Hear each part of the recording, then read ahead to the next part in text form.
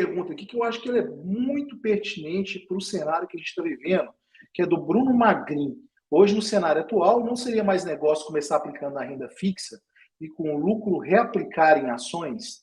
Ô, Bruno, isso é o que eles te vendem hoje, né? E esse é o problema que a gente até falou na live anterior.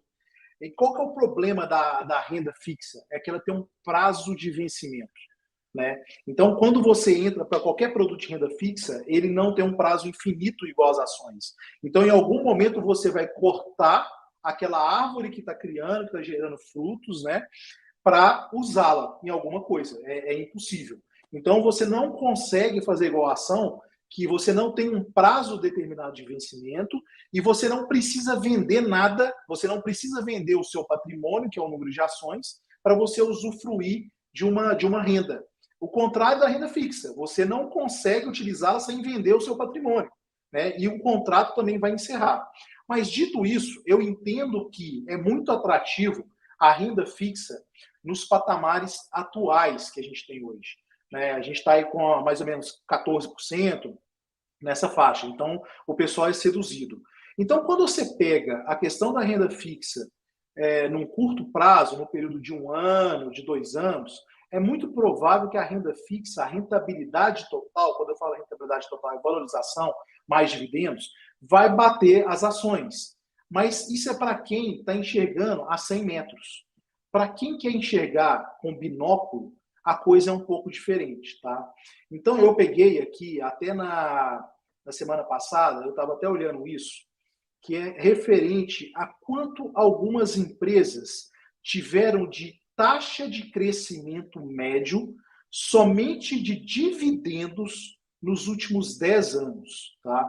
Então, quando a gente pega, por exemplo, Taesa, né, que é uma empresa tradicional, que a gente usa muito como referência, nos últimos 10 anos, ela teve uma taxa média de crescimento de dividendos de 15,54%. Tá?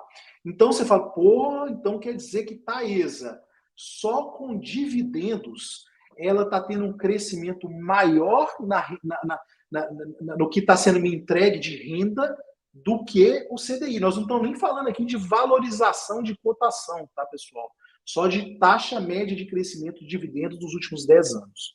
E aí, para surpresa de muitos, quando a gente pega, por exemplo, o Banco do Brasil, que é uma outra que eu peguei no estudo aqui, nos últimos 10 anos, comparado com o Taesa, que deu 15,54, Banco do Brasil deu 18,43.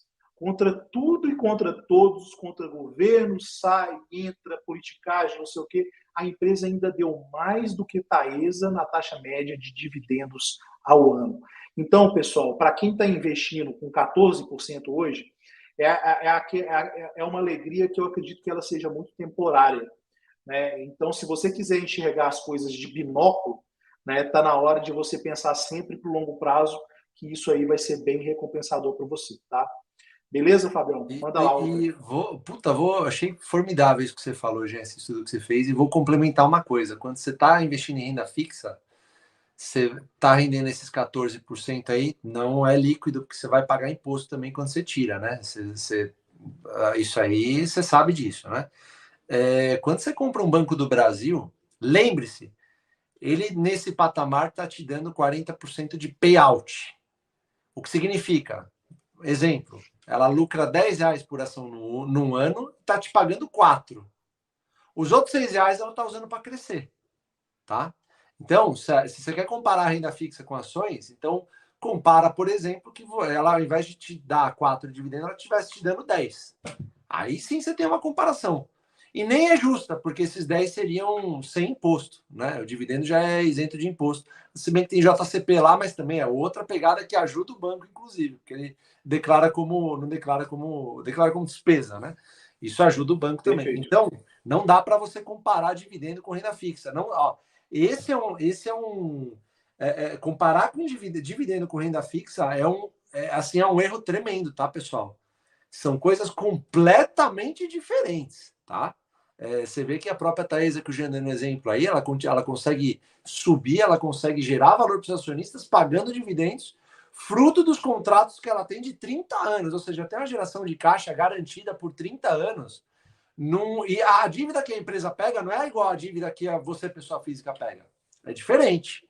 A empresa pega uma dívida que ela vai que é extremamente saudável.